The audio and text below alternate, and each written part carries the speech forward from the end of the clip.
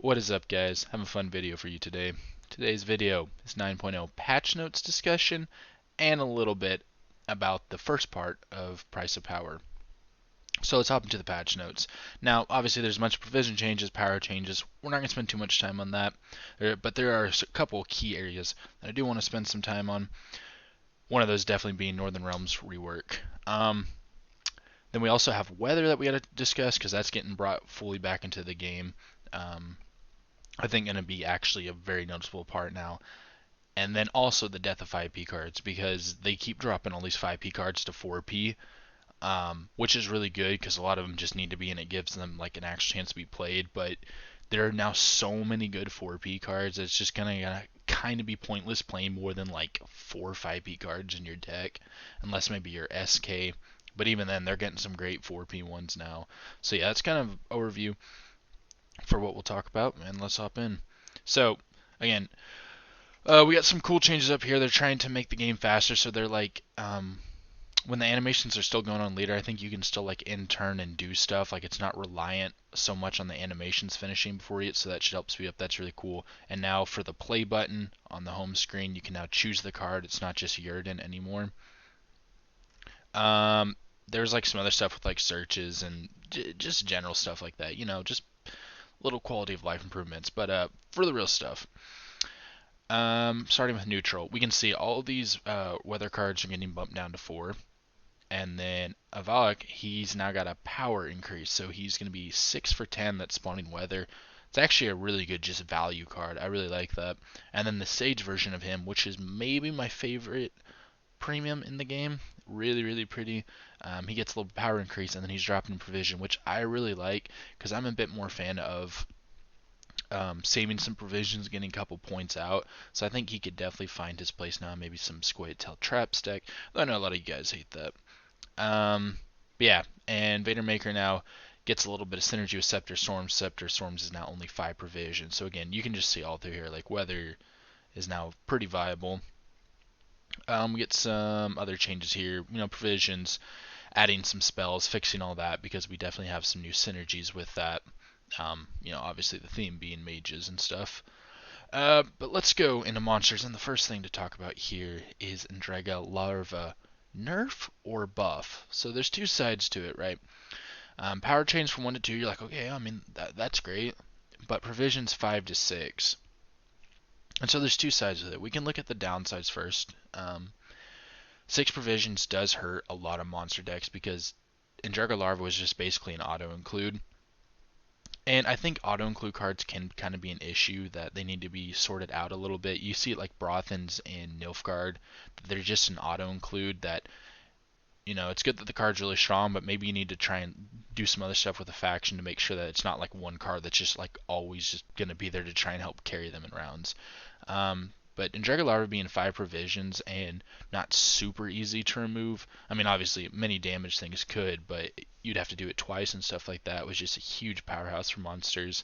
So it losing, potentially 2 provisions now if you're trying to run 2 of them really hurts. And I think you'd rather just keep the 1 power over 2. But in many ways, it's a buff because Kashi is like what's keeping Thrive together now. And now Koshi is even stronger because it's putting out 2 power units. So that's really cool. And then it's also going to tempo a little bit better.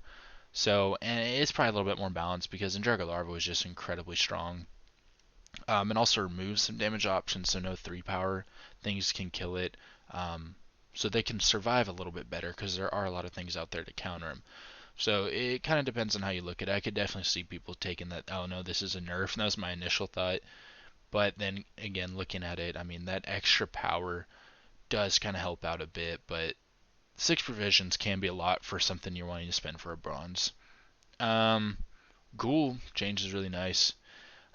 Loses a power, but it loses a provision, so that's really good. Can be pretty disgusting because like, if you set it up for like Griffin, it's consuming an 8, so that's a 9 for 5. That is beyond good. Without requiring setup. And then you can see they're fixing the Brewis Wispus Weavis. They're giving him some extra power, and then Brewis got like a where I think it's off of charges because I haven't played that card forever, whereas before it was like on deploy that you had to consume all of them. So that kind of helps it because charges for consumes are really nice.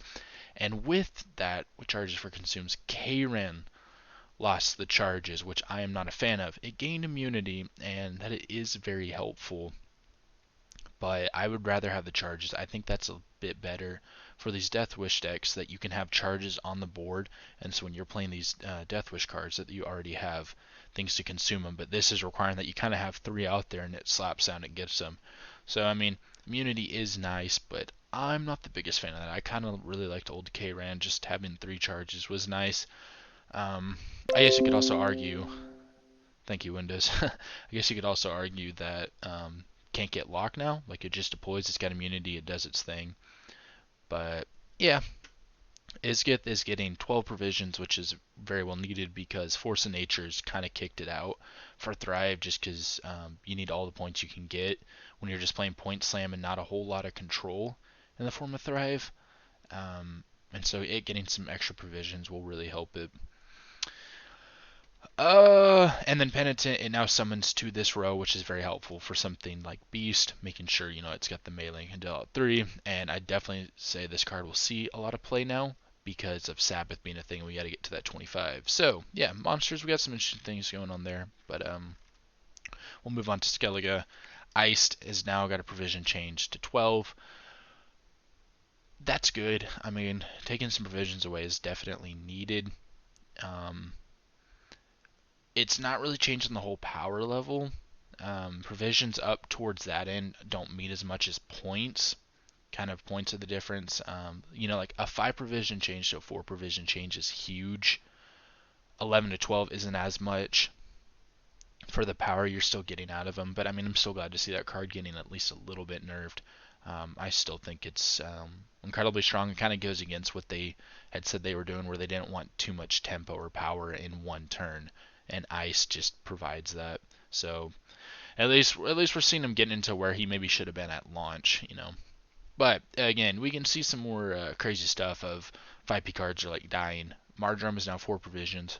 That's awesome. And then Armored Drakar is again 4 provisions, which is really sweet because card's not played a lot, but it's actually pretty decent and works really well with Priest. And then everyone's going to be playing Rage of the Sea, right? This is going to be new meta. Get ready for SK Druids using Rage of the Sea, and we got an extra provision to help with that. And then Sigdrief is right, also got a buff to 8 provisions, because why not? I think it was fair at 9 provisions. At 8, it's really strong now, because you think of the cards that can pull back out. You can do like Arnachad, you can do Sucrose, you can do, oh my gosh, what's his name? Artis. And then you can even use it for Ice, again, like Ice in the discard package. So at 8 provisions, I mean, that card is just phenomenal. And then we get some category changes. But yeah, I mean, not too much going on in Skellige with the patch changes. But with the expansion, SK is just, Warriors are out, Druids are in, you know. Northern Realms, so the big change with them is it's not charges anymore. It's cooldown. I think I'll miss charges. I think that was really fun and just allowed for hyper greed, which I don't think cooldowns are going to provide by any means. And in terms of making it, you know, more viable, an actual like playable thing that could be there, yeah, I mean that's fine. I'm not going to argue against that. I'm just saying for me, I do kind of miss some of the hyper greed that you could get with Stockpile. But yeah, basically everything, a lot of the charge stuff, it's now cooldowns. They're going to do cooldowns and stockpiles. Stockpile is going to help that. Loses 2 provisions, but big thing here is you got to make sure the Northern Realms units are adjacent to one another. You move, knock down the counter by 1, and then you also spawn a volunteer, and you have 3 charges for that. So actually, not too bad. And then we're going to skim through some of these changes. Priscilla got a power increase. She has heal an allied unit by 4 and reset its cooldown, or what you really want here is you need her to be inspired so you can boost an allied unit by 4, because healing in Northern Realms kind of really isn't a thing. And reset its cooldown. Now, when I see all these reset its cooldown stuff, unless I'm misunderstanding it, couldn't this work with Dash? And if that's the case, ouch, that is some hyper greed that would just be utterly scary. So if you guys are looking for some deck. Just do Defender, Priscilla, and then Siri Dash, if I'm understanding that correct. But unless reset just means push it down to end. I don't know. We'll see. Maybe I'm misreading that. Dandelion. Provisions change from 8 to 9, and then he's going to boost a unit in your deck by 2, cooldown 2. If he's inspired, at the end of your turn, boost the top unit in your deck by 1. So this is where Istrid from the new expansion can actually come a little bit handy, but we can get some massive, massive carryover. You think Dandelion, they can, and our Witchers, because that's what they needed, right? More deck buff, hand buff. You do Erland, Istrid, Dandelion, and Vesemir Mentor. Oh, that's a theory craft right there, guys. Damn Sorceress. It's the same thing, but instead of charges, as cooldown. Ballista. Again, instead of charges, it's cooldown. I'm gonna miss it being able to pull up charges, and I think that's one of the downsides with some of these is that they can't sit there and pull it up, which is really unfortunate, I think. Because Reinforced Ballista is really handy in siege decks, where you could just sit there and pull up some charges, and you can actually like have a little bit more control in there. But siege is on the return because we got some changes up to a couple of the siege engine cards you'll see, but one of the big ones down here, which I'm trying to find, is Bombardment. It's now only 4 provisions, so it plays as a 4/4, which isn't great, but it's not hard with siege. A lot of siege engines down, and bombardments can board wipe. So there's another theory craft for you guys if you want to play Northern Realms. And with that, right, we're talking about it. We'll just go and skip to the O's. Foltest Pride is actually playable now. Yes. It's got 6 power, 1 armor, zeal, damage enemy unit by 2, and units adjacent to it by 1. Cooldown 4. If it has crew, set cooldown to 2. One of the big issues before is it was melee locked, and a lot of times your crew wants to be ranged row, so that hurt it. Getting crew could sometimes be a little bit difficult, and then you also had to feed it charges, and then it was just easy to remove. Like, it was just, if your opponent had no control, or you could protect it very well, sure, that thing could pop off. And I actually have a funny video of it just completely killing anything my opponent played, but it just was not good. Now this is definitely playable. A lot harder to kill, requiring 7, and you could definitely protect it more. And then now being able to be played on range row, it can definitely get crew a lot easier. And with all the other support, even if it cooldown 4, we can shoot it down really fast. So yeah, Foltest Pride is like an actual card now. That's really cool. And then where was it? There was one more. Siege support again. It's just cooldown stuff instead of charges. Battering Ram. Basically, it's just going to move back and forth and kind of, pretty thematic here, ram down the wall. So it was really cool. And then War Elephant has cooldown 6, where it can keep getting the 8 boost. So, I mean, really, really greedy with that one, but I think Siege got some nice support here. Definitely something to keep your eye out for. So, let's pick back up, though. Where were we? Okay, yeah, Hubert. So, Hubert, no more charges. Really interesting now. Went up in provisions, but whenever you use an order ability while this card's in your deck, remove a counter from it. When counter reaches 0, summon this card from your deck to your ranged row. So it's 5 power, so it's really cool thinning stuff. You think like all the other thinning cards that can come out when a condition is met, mostly Morkvarg and Ailerin. But with all this hand buff stuff coming out, and his ability where it's counter 10, I mean, that can give you enough time. You definitely kind of have to have a notepad and keep track. But we could definitely hand buff this like crazy and just come out from massive tempo. Maybe really good in a bleed or something like that. So this card's actually pretty cool. Winch, boost an ally by 5 and reduces cooldown by 3. I think it just used to give charges. I haven't played that card forever. Envoy, it's now 4 provisions. It's got formation. We're going to look at 3 random cards from your deck and move 1 to the top. So, since you're an Envoy here is really good synergy with Dandelion. If it's inspired. So we can put definitely a unit that we want at the top, such as Hubert, and then just boost it up. So there's kind of a cool little combo. Already talked about Pride. Spellweaver, right? We got all the mage stuff going on. So now it's not whenever you play mage, it's also when you play a spell. That's really cool. We're getting a lot of spells. We're getting some buffed spells. Could have a really cool mage deck.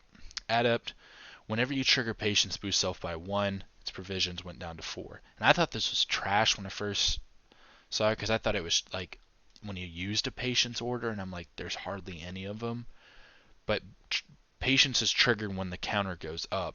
So this is basically, depending on some cards, but you're definitely could probably look at 2 points per turn here, I think, because if you'd have to actually know three, because if you got the 4P cards, I don't know what they're even called, but you got those guys ticking, and then also the high end 113. I don't know any of the names yet, but you guys know what I'm talking about. Here, we'll price the power right here. But if you had all three of those and you were like really greeding it, yeah, Gerhardt and then the Banard student, those are ticking up.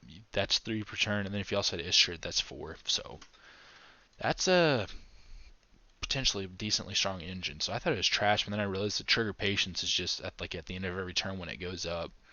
So it might be a little bit awkward, but if you had the right matchup, you know they're not going to control, and you just stick it behind defender or something, and you hyper greed it, these could be pretty decent piece. I mean, it's only 4 provisions. Nenike, they're still keeping charges. They want to keep her as a beginner card, but she got a power increase, which is nice. Shani, her provisions go up. Zeal, summon a bronze human unit from your graveyard and give it doomed. Cooldown 7. So this can be pretty strong. I feel like there's some ways you could set up some really strong, just kind of more like point slam stuff to have them pull out. They definitely have to look through the deck builder and think of a strategy with that. But I mean, honestly, just pulling units out is going to be pretty good, though it has a long cooldown, so you definitely need to set this up to reduce it. Tyler used to give charges.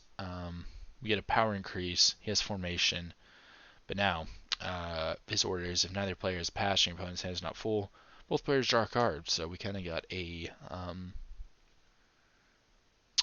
not Redea. Oh my gosh, I can't. You know exactly who I'm talking about. I can't think of her name though. Wow. But yeah, then when you play Rage that they draw, my mind is just shut off. It's basically kind of like that. Vess. She has cooldown 3 to give Zill. I still don't really think we'll see play unless they remove her physics back, if you know what I mean. Sheila, really cool. 6 provisions. Solid card. That's awesome. And then Runeward. It's now 6 provisions. Create and play a Bronze Northern Realms Mage and give it a shield. Could be really good. Give us another Spellweaver. Give us another Banard student. I think those are kind of what you really want to target. Though you have a pool that I think is slightly larger than it, so there's a little bit of RNG here. So for 6 provisions, it's a little on the downside. But yeah, that took a bit, but I mean, there's a lot to talk about here. Definitely, I think makes all these cards a lot more playable. Can see it in there, but I do kind of miss some of the old charge stuff. We'll see how it goes. Locks are scary here, though. Nilfgaard's going to have a fun time with all these cooldowns. It's just a lot of time for them to get answered. So, Defender is almost going to be a must, I feel like, for these decks. Alright, we'll go fast through this because these ones don't really have a whole lot going on. Scoia'tael, they changed it because they're like, oh, Sages are too powerful. We need to have it as an Elven Scribe. It's now 4 provisions, and then whenever we play a special card, we're moving a counter. When it reaches 0, we're going to boost self by 6. So its base power is 4, right? So 10 for 4 after a couple special cards. That's not too bad, and they're definitely seeing a lot of synergies with the new one for playing special cards, and this would be another payoff for it. Farseer is now a mage. Boost change from 2 to 3. Alright, Nilfgaard. Posture. We're going to lock an enemy unit that spawns space copy in the opposite row, boosted by the number of enemy units with status. Maybe slightly higher payoff there, but I honestly think that's kind of worse. If you set it up and you're going for a specific thing, maybe, but the other imposter was just really nice because at any given point, if you needed to shut down something they had, and especially if it was an engine that you could get rewarded, it was nice. You got that back, and then it was just a boost by 2. This, you could lose any boost if they started off with an engine and you just stole it. So I'm not too crazy about it, but developers seem pretty happy with it, so definitely could be missing something. But again, I mean, there is a high payoff there if you do set it up. It could be a potential boost by 8, which isn't nothing to look away from.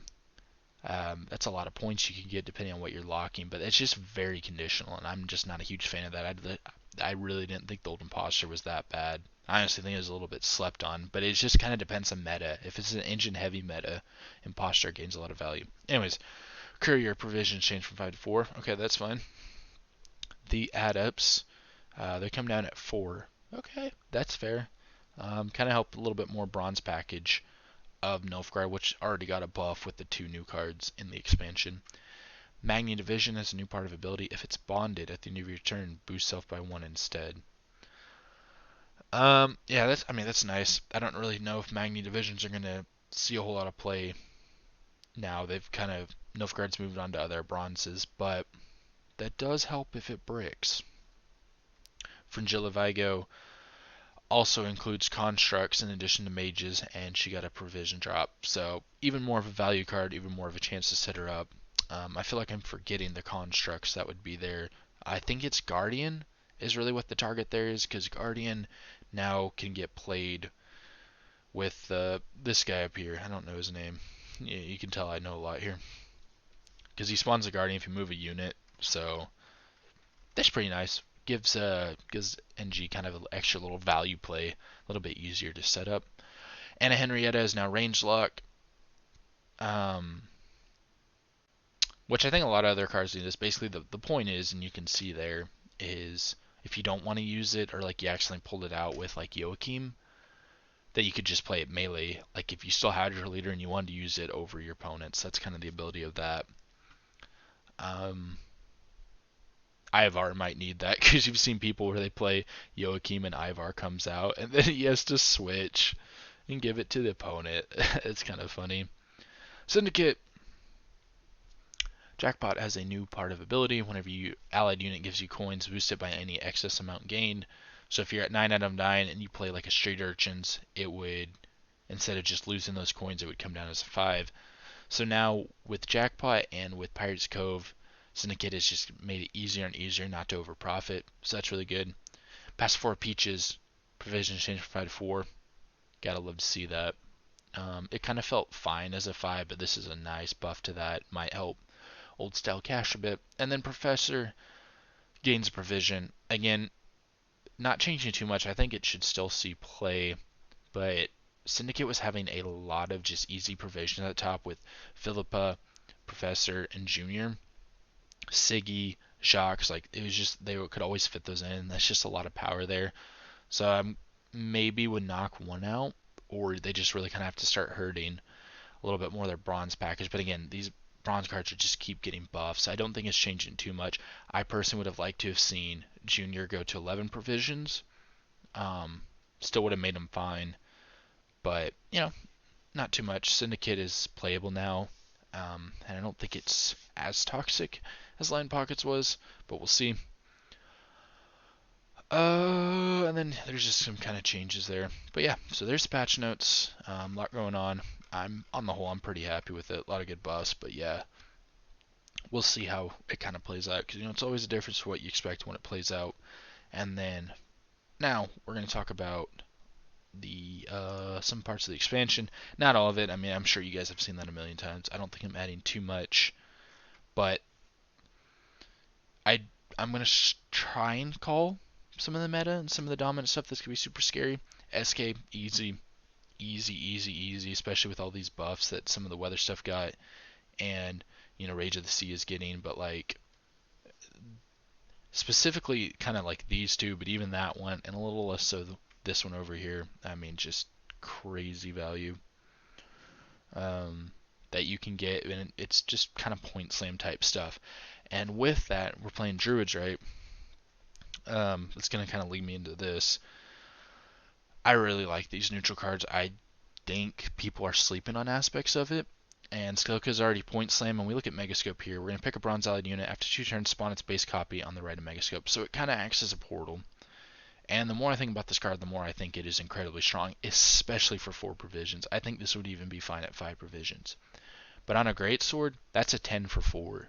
So Skellige, we already got those cool cards I'm sure you've seen talked about, and now they could just get for 4 provisions a greatsword, because greatsword actually works in that deck pretty well because of the leader and just having weather effects on it, so you can deploy it, and then weather effects going off can already just boost that up.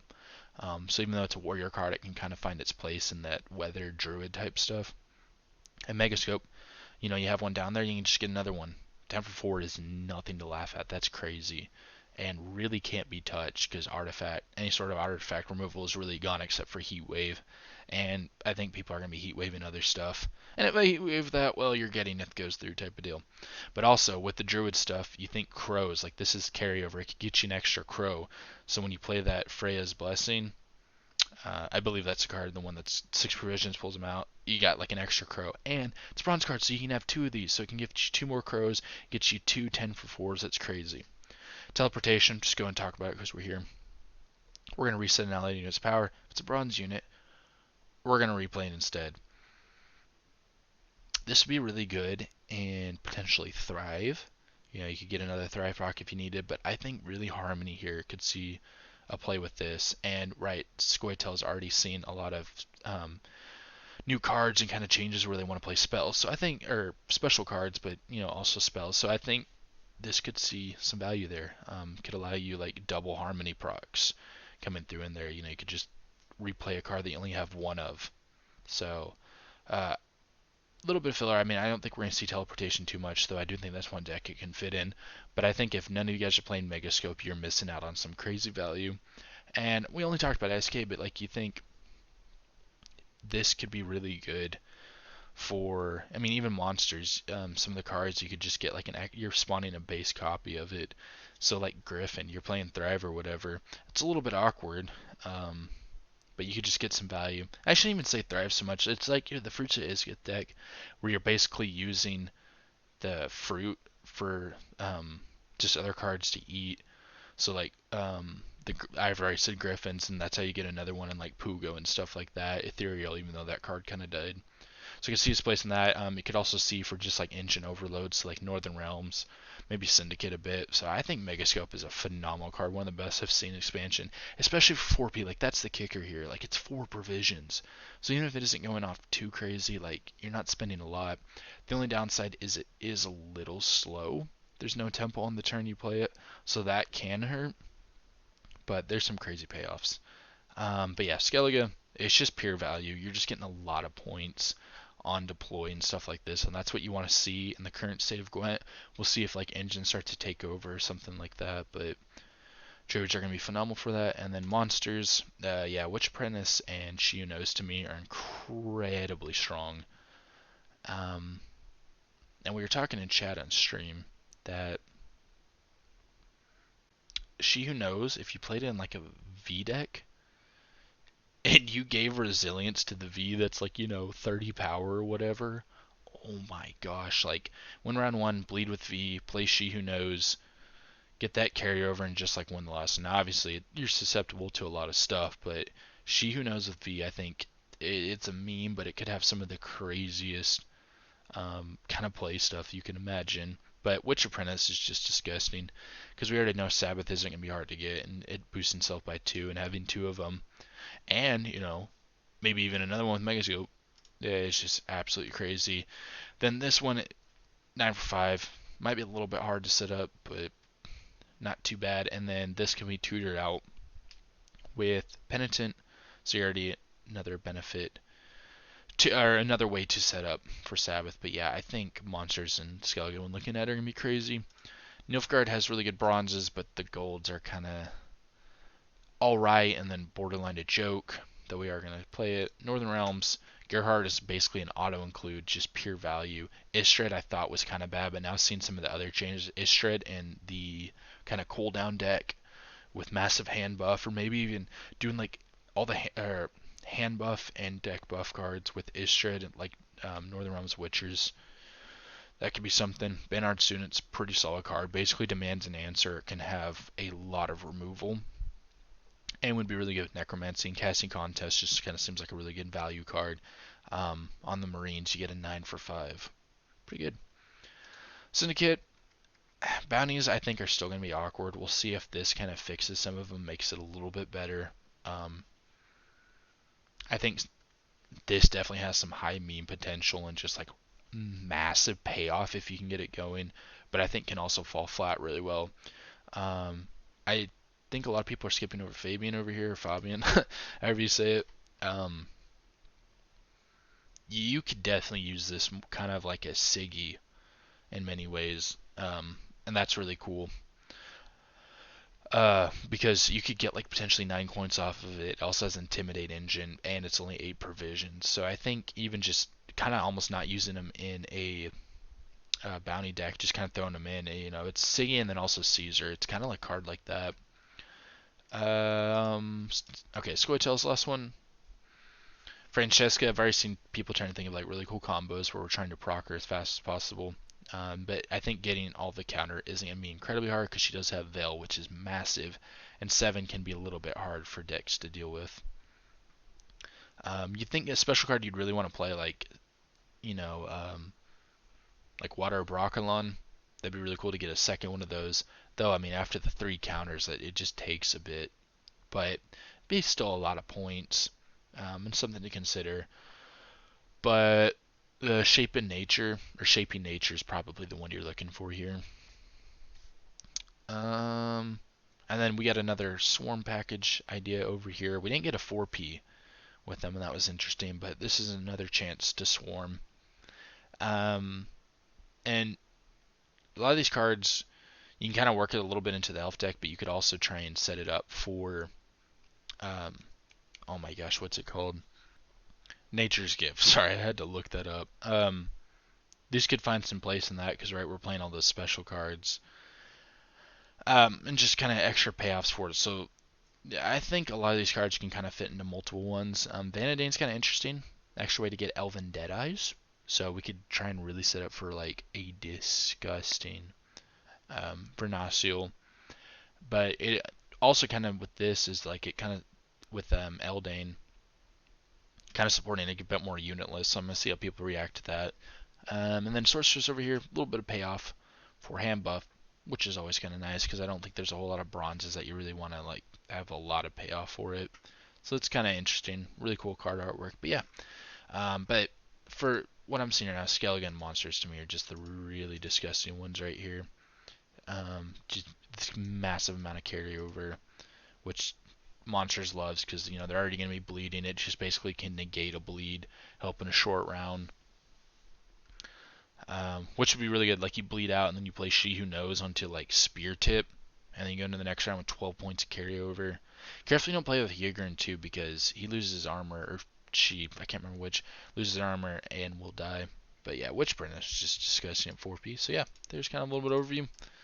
A little bit of some discussion on it, a little bit of theory crafting. I hope I gave you guys a couple ideas. But we will be streaming tomorrow for a bit. Trying to theory craft, trying out some decks, see where it goes. Let me know what you guys think is going to develop into the meta. Like, what's your prediction for it? What's going to be dominant down below? Yeah. So yeah, there's kind of going through it. You could hear it from me, hear my thoughts on it. So I hope you guys enjoyed, and I will see you very soon for the stream or in the next video.